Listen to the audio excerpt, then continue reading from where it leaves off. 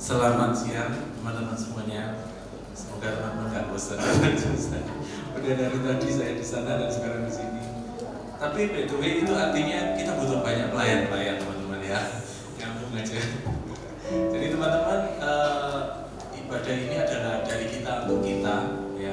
Semua yang melayani adalah dari teman-teman semuanya. Wali saya ajak juga teman-teman untuk bisa terlibat dalam pelayanan apapun yang bisa kita lakukan, hal yang paling sederhana sekalipun sangat berarti. Nah, teman-teman, bulan ini nggak terlambat. Sekarang masih tanggal 25, masih bau-bau hari kasih sayang ya kan. Dan sepertinya tema-temanya tentang kasih sayang ya, tentang kasih ya. Nah, saya mau bagiin satu ayat yang ini fun fact ya, bukan fun fact ya, beneran dari Alkitab ya. Dalam Yohanes 13 ayat 34 sampai 35. Bisa tolong? Oke. Yohanes 13 ayat 34 sampai 35. Kita akan baca sama-sama. Sudah ketemu sudah keluar ya? Oke. 3 2 1.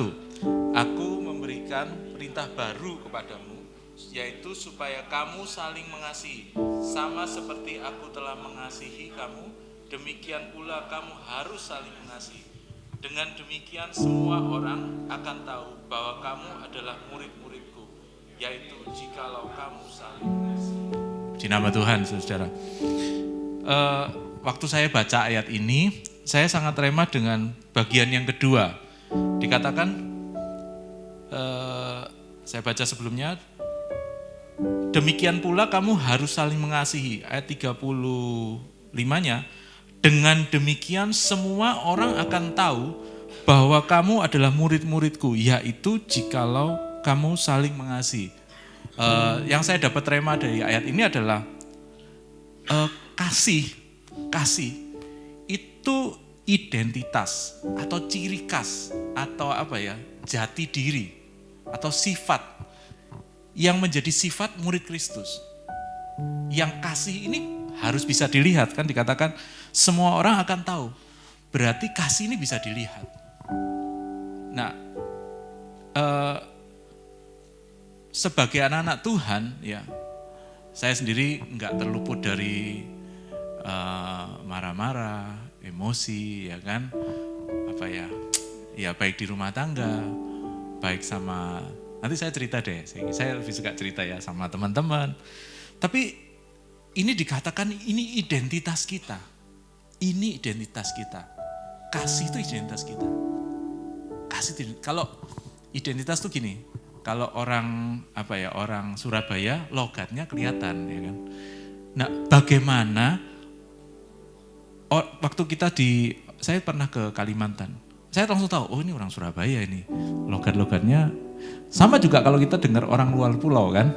Logat-logatnya udah aku gak bisa tiruin, tapi kelihatan lah kita tahu itu orang luar pulau. Sama, kalau kita sedang bergabung dengan teman-teman kerja di keluarga, orang-orang bisa tahu, oh ini anak Tuhan, oh ini murid Kristus.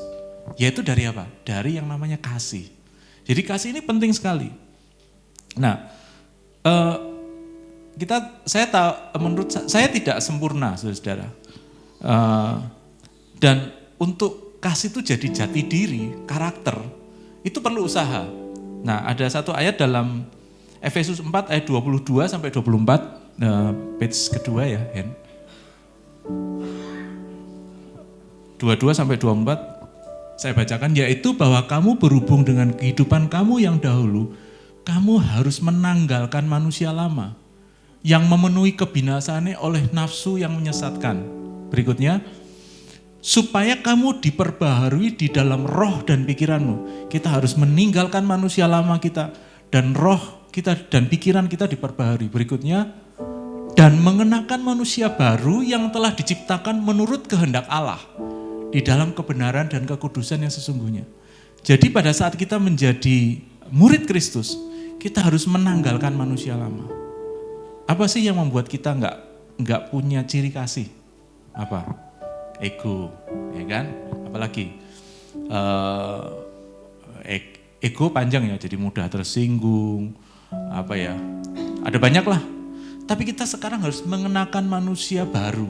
Nah yang saya rema dari ayat ini adalah mengenakan manusia baru itu bukan begitu kita lahir baru, kita terima Tuhan, mungkin di retreat ya ditumpang tangan jatuh, bangun langsung baru.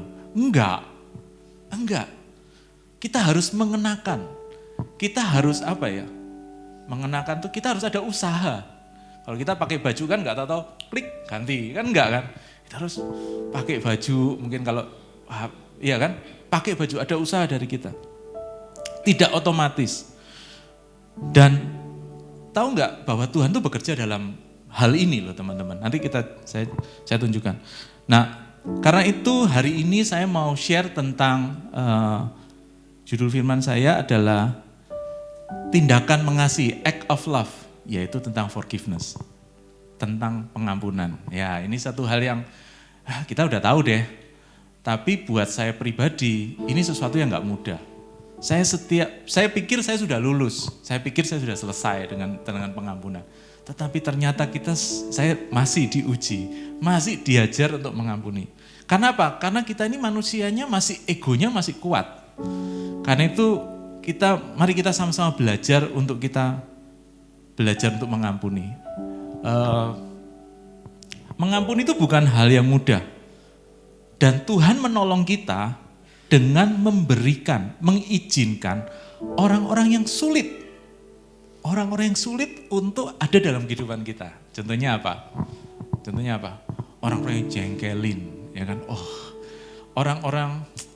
Orang-orang yang nggak bisa diajak kerjasama. Orang-orang yang maunya tabrak sana tabrak sini, yang kita crash. Bahkan dalam pernikahan saya, yang paling membentuk saya adalah istri saya, gitu. Ini ngomongnya sudah menikah ya. Dan buat dia tuh orang ngomong, yang paling membentuk dia tuh yang paling ngeselin, artinya membentuk tuh yang paling ngeselin buat dia tuh saya, gitu loh. Ya, saya nggak tahu dengan pernikahan saudara, tapi Tuhan tuh izinkan, Tuhan berikan orang-orang di sekitar kita itu untuk membentuk kehidupan kita, untuk menjadikan kasih itu jadi identitas, nggak hanya teori. Dan untuk mengampuni itu nggak bisa kita mengampuni sekali, terus kita lolos. Saya dulu waktu kerja, ada orang nyebelin banget. Kita tinggal di satu kontrakan dari perusahaan gitu. Terus kita janjian, nanti kamu beli LPG, kamu beli mie. Aku nggak tahu dia katanya orang dari luar negeri, sekolah di luar, pinter gitu ya. Tapi kalau waktunya LPG-nya habis, dia nggak mau beli. Udah janjian kan. Terus kita mau masak, LPG-nya nggak ada gitu loh. Dia bilang, aku nggak pernah pakai LPG. Lah, kita udah janjian gitu, lu mau pakai nggak pakai? Kita kesel gitu. Sama, udah banyak lah. Lama-lama kesini semakin lama semakin kesel gitu. Tapi Tuhan ajarin untuk mengampuni. Ya udah kalau itu gampang. Tambah lama kasusnya semakin berat. Tahun berapa ya? Tahun masih kuliah kalau udah kuliah atau kerja. Saya pernah bergesekan dengan otoritas gereja. Itu berat banget buat saya. Dan sampai saya harus ada di ibadah yang lain, di gereja lain. Itu berat banget buat saya. Teman saya tahu. itu nggak mudah. Berikutnya pada saat punya pacar, ya kan, yang sekarang istri saya, itu nggak gampang. Tapi teman-teman, menurut saya Tuhan tuh sedang melatih saya supaya punya karakter kasih. Yang terbaru anak, itu juga udah bisa bikin stres, lucu kelihatannya, tapi udah bisa bikin stres banget. Nah teman-teman, kita harus ngerti bahwa Tuhan memang izinkan orang-orang yang menyulitkan kita untuk kita belajar mengasihi. Karena apa? Kalau nggak ada yang diampuni, kita nggak belajar mengampuni, betul nggak? Kita nggak bilang, aku orangnya pengampun. Iya nggak pernah disinggung orang, tinggal di hutan seorang diri, gimana mau ngampuni? Kan ngampuni monyet, kan nggak mungkin gitu loh. Jadi Tuhan memang sengaja izinkan orang-orang yang sulit itu untuk kita, melatih kita untuk belajar mengampuni dan mengampuni lagi. Dan saya mau bagikan beberapa ayat aja yang jadi rema saya, ini jadi apa ya, apa namanya, mungkin saya sudah belajar ini lama, tapi saya dapat wahyuan yang baru. Next, ada 4 hal, Bagaimanakah kita mengampuni? Yaitu yang pertama kita buka dalam Efesus 4 ayat 26 sampai 27. Ya, oke, saya bacakan aja ya, semoga kelihatan. Apabila kamu menjadi marah, janganlah kamu berbuat dosa. Saat marah, boleh nggak marah? Boleh, tapi jangan sampai kita berbuat dosa. Gimana? Janganlah matahari terbenam sebelum padam amarahmu. Dan ini yang terpenting, janganlah beri kesempatan kepada iblis. Ya, kita udah tahu ayat ini umum banget sih. Tapi saya pernah dulu, pada saat saya belajar ya, pada saat kuliah, saya tuh jengkel banget sama orang. Terus biasanya kalau dulu jengkel, cara saya jengkel itu saya masuk dalam kamar, saya berusaha tidur, lupain deh. Tapi ternyata itu enggak bisa. Itu mulai tadi misalnya jengkelnya tuh karena apa ya? Karena apa namanya? Sesuatu yang kecil. Janjian enggak datang, terus kita mikir, oh dia enggak datang, oh dia jangan-jangan sengaja nih. Iya, oh sepertinya sengaja, soalnya pikiran itu berkembang.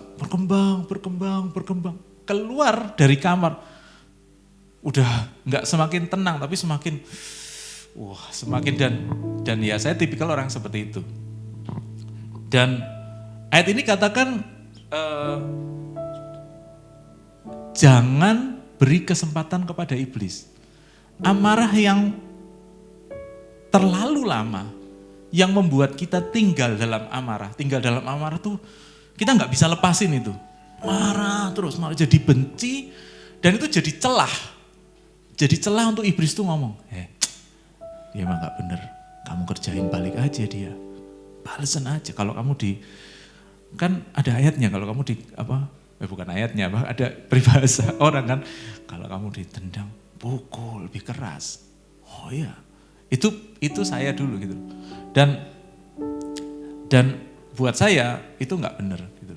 Jadi kita boleh mengakui bahwa kita marah, dan memang perlu ya untuk mengakui, aku nggak suka deh diperlakukan seperti ini. Tetapi ayat ini dikatakan jangan memberi kesempatan kepada iblis. Ya, tinggal dalam kemarahan tuh membuka celah buat iblis. Itu pertama ya. Jadi kita boleh marah, tapi kita nggak boleh berbuat dosa. Kita nggak boleh berlarut-larut. Ya nggak harus 1 hari sih ya, ini ayatnya 1 hari, tapi kita nggak boleh berlarut, kita nggak boleh tinggal dalam amarah, karena itu memberi celah buat iblis. Yang kedua ayatnya adalah, bukan ada ayatnya nih, pengalaman saya juga nih, segera ambil keputusan untuk mengampuni. Loh ya nggak bisa, aku kalau cuma di uang dipinjam 100 rupiah, ya udahlah gampang, saat itu juga kita bisa mengampuni. Tapi ini ditipu sama rekan bisnis sampai habis sampai nggak ada. Bisakah kita langsung mengampuni? Segera mengambil keputusan untuk mengampuni itu bukan berarti saat itu saudara bisa mengampuni. Ya, mungkin kita nggak bisa, tapi kita mengatakan aku mau mengampuni. Ya. Ambil keputusan untuk mengampuni adalah kalau tadi membuka celah untuk iblis ya. Kalau kita ambil keputusan untuk mengampuni, kita membuka celah buat Tuhan. Kita membiarkan Tuhan bekerja dalam kehidupan kita. Mengampuni bukan soal berapa parah kesalahan orang sama kita. Berapa menyakitkan kita, diperlakukan orang lain, ditipu sampai habis, apalagi ya, dikata-katain yang nggak benar sampai teman-teman yang lain menjauhi kita. Bukan masalah itu, tapi itu soal keputusan. Mengampuni soal keputusan, mengampuni soal mau dan tidak mau. Mungkin kita mengatakan mau, tapi kita belum cuman willing, ya Tuhan aku mau, tapi nggak bisa Tuhan. Saya biasanya doa gitu, saya mau tapi nggak bisa ya Tuhan. Tapi mau. Aku mau ngambil keputusan. Aku mau, beneran mau, bukan cuma sekedar kata-kata di mulut, tapi beneran kita mau. Pada saat itu, kita melangkah mau, Tuhan itu menjadi celah buat Tuhan untuk bekerja buat dalam kehidupan kita. Pada saat kita berjalan, melangkah selangkah, Tuhan tuh akan membantu kita melangkah sangat luar biasa jauhnya. Mungkin bisa 10 langkah, 1000 langkah. Hanya dengan Tuhan mau usaha pertama dalam hidup kita. Ya kan? Oke. Berikutnya, yang ketiga, dalam Matius 5 ayat 44 sampai 48. Enggak panjang-panjang, enggak santai ya, enggak apa-apa ya. Oke, Matius 5 ayat 44 sampai aku tertarik dengan versi yang The Message, yaitu you are familiar with the old written law, love your friend and its unwritten companion, hate your enemy. I am challenging that. I am telling you to love your enemies. Let them bring out the best in you, not the worst. Saya enggak jago bahasa Inggris ya, Bu Lydia. Tapi dikatakan di sini, Tuhan tuh punya standar. Tuhan tuh punya standar. Standar ini nggak tahu ya. Aku juga belajar sih. Aku bilang bukan aku tuh bisa ya. Bukan bilang aku nih udah se-expert itu. Tapi Tuhan katakan di sini standar. Di Matius 5 tuh yang ngomong tuh Tuhan. Standar mengasihinya Tuhan itu love your enemies. Love your enemies. Oh ini nggak gampang. Kalau kita dengar firman yang umum kan, ditampar pipi kanan, berikan pipi kiri. Tapi apakah semudah itu? Ya, apakah semudah itu? No, nggak akan semudah itu. Ayat yang luar biasa dikatakan, let them bring out the best in you. Dengan kita belajar, dengan kita mengasihi musuh ini bukan apa ya, mungkin bukan hanya musuh ya. Oh kita punya musuh. Aku nggak punya musuh hari ini, nggak punya musuh. Tapi mungkin kita nggak suka sama orang. Kita nggak nyaman sama orang. Firman Tuhan katakan, love your enemies. Love your enemies. Gitu. Let them bring out the best in you. Enemies itu akan membawa yang apa ya? Mengeluarkan yang terbaik dari diri kita. Ya benar juga. Karena apa? Pada saat kita belajar mengasihi musuh kita, hidup kita yang akan berubah. Bukan dia, bukan pemikiran kita ya. Oh iya. Berarti kamu yang salah. Kita yang datang baik-baik. Oh kamu yang salah. Wah aku enggak. Dia seneng dong. Kita baik-baikin ya kan. Jadi seolah-olah kita yang salah. It's not about benar atau salah gitu loh. Tapi pada saat kita mengampuni, kita belajar mengampuni. Itu karakter kita sedang dibentuk sama Tuhan. Kayak tadi cuma bilang mau, tapi belajar mulai mengampuni. Oh, mau, terus ya nyapa dulu ya kan. Mulai ngobrol, mungkin pada saat kita nyapa, dia buang muka. Atau, sebentar ya. Halo gini, dia, ya, apa? Ngomong sama orang lain gitu loh. Kayak oke, canggung deh. Ini yang harus kita hadapi. Ini effort kita kalau kita mau mengenakan manusia baru. Ini effort kita, ini harga yang harus dibayar. Firman Tuhan katakan kita harus memikul salib. Ini harganya yang harus dibayar. Tapi saat teman-teman dan saya melakukan hal itu, mereka ini orang-orang yang menyakiti kita ini sebenarnya sedang Tuhan letakkan di depan kita untuk mengeluarkan sisi yang terbaik dalam hidup kita. Gitu. Oke. Ayatnya mungkin nggak selesai situ, aku bacain. When someone give you a hard time, respond with the supple move of prayers. Oh, kita suruh doain. For then you are the working out your true self. Ya kan? Oh, mungkin sebelum ini ya. Jadi Tuhan malah minta kita doain. doain deh. Kalau langkah untuk mengampuni yang berikutnya adalah ayo kita doain. Kita pakai standarnya Tuhan. Mungkin sekali lagi hari ini nggak bisa. Aku tahu ada orang yang sudah bermasalah 10 tahun lebih mungkin dan masih belum selesai, belum bisa mengampuni. Jangankan love, ngampuni aja enggak. Ya. Ngampuni enggak. Di 2 minggu lalu waktu di GC ya di Jerusalem Class itu viral. Ada postingan yang sangat viral. Om Bes sedang share firman. Itu pertama kalinya 200.000 yang lihat dan sekarang berapa? 400.000. Wow, 400.000. Tentang apa? Tahu teman-teman? Tentang mengasihi orang tua. Ada yang ngomong soal mertuanya, ada yang ngomong soal orang tua yang gak bertanggung jawab, semua ngomong di situ. Dan aku semakin rema, mesti iya ya. Hari-hari ini nilai identitas kita sebagai orang Kristen harus muncul, harus keluar bahwa kita anak-anak Tuhan, kita murid-murid Kristus. Jadi kita kelihatan. Kita nggak usah. Kalau zaman dulu kan katanya kalau orang-orang Pentakosta zaman dulu kalau ke gereja Alkitabnya dibungkus supaya nggak kelihatan. Sekarang nggak kelihatan semua, pakai handphone semua, ya kan?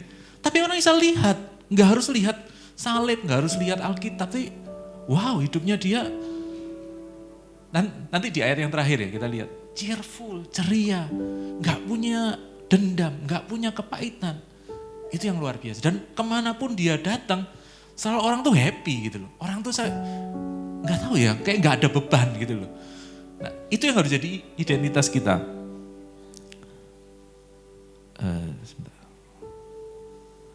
Nah, ini nggak mudah sekali lagi, nggak mudah. Dari musuh mengampuni jadi mengasihi. Tapi ada satu perumpamaan yang luar biasa dalam Matius, yaitu tentang seorang yang punya hutang. Ya, saudara mungkin familiar dengan cerita ini, saya nggak akan ceritain. Dalam Matius 18 ayat 23 sampai 27, tentang seseorang yang punya hutang 10.000 talenta ya, kepada raja atau penguasa daerah itu. Dan waktu dipanggil, dia nggak bisa bayar dong. Sebagai perumpamaan, saya nggak catat. 10.000 talenta, 1 talenta itu sama dengan 6.000 dinar. Ini googling ya, bukan saya sekolah Alkitab, enggak, googling ini. Jadi 10.000 talenta itu 60 juta dinar. Ya, misalnya UMR ya, katakanlah UMR 4,5 ya, kita bagi 30, itu sama dengan 150.000. Jadi kalau gaji satu hari, upah satu hari 150.000, kalau 60 juta atau 60 juta dikali upah satu hari itu sekitar 9 triliun. Jadi ada orang punya hutang sama pemimpin daerah itu 9 triliun. Wow, 9 triliun. Dan dia pasti gak bisa bayar. Dan dia gak bisa bayar. Katakanlah gak usah, aku sempat hitung-hitung kalau gajinya dia bisa sisihkan 500 juta per bulan. Dia tuh butuh 8.000 bulan.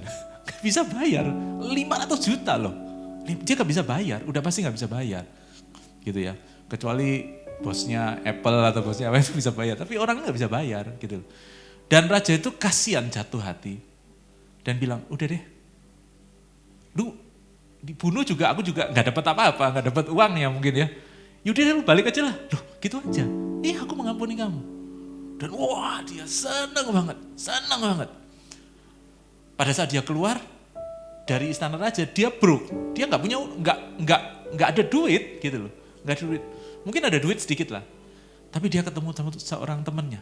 Lah ini dia, ini punya utang sama aku. Sekarang aku punya kesempatan punya duit. Dan utangnya aku nggak hitung ya, yang jelas kecil banget.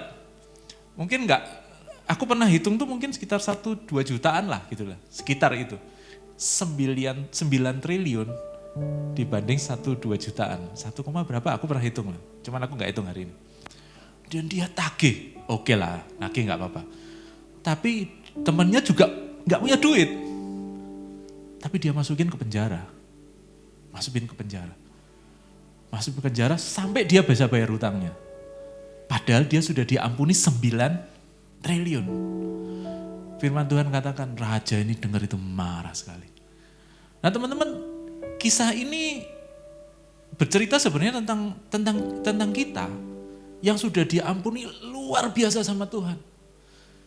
Dikasih hidup kita. Bukan cuman hidup, nafas, tapi hidup kita tuh punya arti, punya nilai, diperhitungkan oleh Tuhan. Diperhitungkan sampai kekekalan. Saudara misalnya bertemu dengan Tuhan, saudara dalam kehidupan kekal. Dan bukan cuma dikasih hidup, diberkati Tuhan. Hari ini kalau kita nggak berhadapan dengan orang yang harus kita ampuni, lihat keadaan kita. Ada rumah, mungkin ada yang ada kendaraan, masih bisa makan, masih bisa pergi, keluarga sehat. Itu kan berkat Tuhan kan? Apa yang membuat kita tidak bisa mengampuni? Mungkin kita harus merenungkan hal itu. Karena kita harus menikmati sukacita dari Tuhan. Kita harus bisa ngerasain kasih Tuhan yang luar biasa. Baru kita bisa mengerti bahwa kita ini berharga. Orang itu menyakiti kita. Gak apa-apa, gak masalah. Aku udah punya segalanya. Dan toh orang itu sebenarnya Tuhan taruh, ayat ini dikatakan Tuhan taruh dalam kehidupan kita untuk bentuk karakter kita. Jadi teman-teman, mari kita sama-sama belajar untuk segera memberikan pengampunan. Amin. Bukan cuma ngampuni, sampai ini susah, aku juga gak bisa, Tapi firman Tuhan katakan bisa, sampai kita harus mengasihi. Sampai kita harus mengasihi itu apa ya? Ada teman yang bilang gini, ya udah tak ampunin. Tapi kita nggak teman-teman, aku nggak mau teman-temanan sama kamu lagi lah. Lu udah uangku ya, sampai perusahaanku habis nggak kamu bayar. Gila kali mau ngutangin lagi, gitu. Gila mau ngutangin lagi. Tapi Tuhan bilang kasihilah. Pertobatan tuh bukan soal kita ikut Tuhan dari hidup yang gak benar dibalikkan ke hidup yang benar. Berbalik 180 derajat, itu namanya pertobatan. Artinya kalau mengampuni versinya Tuhan itu bukan cuma diampuni dan melupakan, tapi sampai mengasihi. Wah ini luar biasa. Aku juga siar ini juga serem juga. Nanti kalau bisa Senin ada ya kan? Tapi sama-sama kita belajar, saudara. Sama-sama kita belajar. Nah, setelah itu gimana? Apakah kita cukup hanya mengasihi dalam hati? Ya.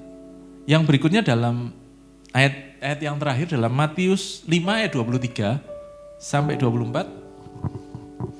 Therefore, aku juga pakai terjemahan yang lain ya, lebih enak. Therefore, if you bring your gift to the altar and there remember that your brother has something against you, leave your gift there before the altar and go your way. First be reconciled to your brother and then come and offer your gift. Ya sudah bisa tahu artinya ya. Jadi pada saat kita mau, Tuhan tuh lebih lebih tergerak dengan kasih daripada persembahan kita. Sampai kalau kamu mempersembahkan sesuatu, bukan persembahan yang ya persembahan biasa, tapi persembahan yang yang benar persembahan yang misalnya kayak ada rise and build ya, kita mau bangun sesuatu yang kita keluarkan benar-benar dengan jerih lelah, dengan pengorbanan, nih benar-benar korban nih. Tapi Tuhan bilang stop. Kalau kamu teringat ada orang yang saudaramu yang remember that your brother has something against you. Ingat, rasanya kemarin dia ada orang yang gak enak sama aku. Bukan kita gak enak sama orangnya loh. Ya kan? Against you. Berarti ada, sepertinya kemarin tuh waktu aku ketemu dia kok aneh ya. Loh itu loh, bukan aku yang bersalah loh. Cuman ngerasa ada orang lain yang gak enak hati sama kita. Tuhan bilang, leave it. Gak tahu nilainya berapa. Itu bukan, aku gak berani ngomong gak berharga. Tapi buat Tuhan lebih berharga mengasihi saudaramu. Jadi Tuhan bilang, pergi. Nah ayat ini dikatakan reconcile. Aku coba cari, reconcile itu terjemahannya mencocokkan, menyesuaikan, dan mendamaikan. Ya, aku cari di googling lagi ya kan. Mencocokkan itu mungkin ya kita harus datang dan kita coba jelaskan. Ya mungkin kita salah paham. Lu kemarin gitu, maksudnya gini. Sorry tapi gue nggak maksud gitu loh. Ya, cocokin.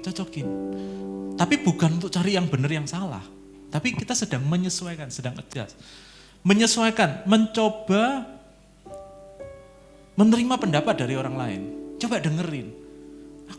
Kemarin kamu kok kelihatannya nggak enak sama aku, kenapa? Oh iya, soalnya kamu gini. Ini kata-katanya nggak enak. Oh gini. Oke, kita coba pahamin. Oh iya. Kita coba pahamin. Dan kadang-kadang nggak mungkin semuanya tuh bisa match sama kita. Bukan nggak semua, hampir semua masalah nggak bisa diselesaikan dengan kesepakatan. Tapi di situ kita belajar menyesuaikan diri. Kita belajar mendengarin, terima pendapat orang lain. Dan yang ketiga mendamaikan. Ya, mendamaikan tuh artinya segala sesuatunya tuh nggak penting, yang benar salah nggak penting, yang tadi diomongin kita dengerin, tapi kita datang ini untuk berdamai. Jadi bagus kalau kita datang ke orang yang kita ingat kelihatan dia nggak enak, meskipun kita nggak tahu, gini bukan masalah benar salah sekali lagi. Say sorry dulu, sorry ya, mungkin aku sudah ngelakuin hal yang nggak buat kamu nggak enak ya. Tapi aku nggak tahu apa, loh, aneh kan? Ya. Tapi aku nggak tahu apa. Ada yang nggak enak sih. Apakah ada yang enak ngomong? Dan mulai jangan fokus sama masalahnya, tapi fokus kita mendamaikan, mengampuni, mendamaikan. Karakter orang tuh macam-macam. Ada orang yang bisa langsung ditemuin gitu, langsung dijak ngomong. Ada yang nggak bisa. Tapi at least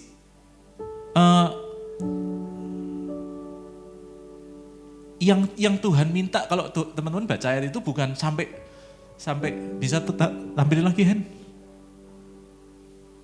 Aku nanti salah, oke. And then come and offer your gift. Jadi Tuhan tuh mau kita berdamai. Mungkin masalahnya, kesalahpahaman itu gak bisa selesai hari itu juga. Mungkin tetap ada ketidaksepakatan.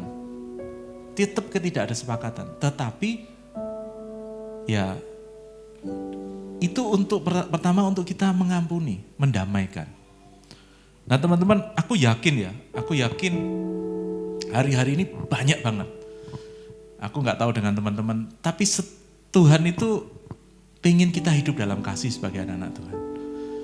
Mungkin gak ada ya antara kita sesama kita saling gak enak, mungkin gak ada. Tapi mungkin dengan orang-orang yang ada di sekitar teman-teman, keluarga, saudara, rekan bisnis, apalagi ya, teman kerja, siapapun itu. Mari hari ini kita belajar. Aku juga masih belajar teman-teman. Kita belajar untuk mengasihi dengan cara mengampuni. Ayat yang terakhir dalam Mazmur 19 ayat 9. Ini aku suka sekali ayat ini. Titah Tuhan itu tepat, menyukakan hati. Perintah Tuhan itu murni, membuat mata bercahaya. Wah kan? Nah, Tuhan mau kita mengampuni supaya hati kita sukacita. Oh ya kan? Supaya hati kita sukacita, supaya mata kita bercahaya. Mengampuni membuat kita lepas dari jebakan Batman, yaitu kepahitan, kebencian, yang bisa bawa depresi, yang bisa buat nggak bisa tidur. Saya pernah, baru-baru ini aja, sampai nggak bisa tidur. Bangun jam 1, bangun jam, ya mungkin firman Tuhan ini pertama buat saya gitu. Jam 1 ingat, jengkel, saya mau bales.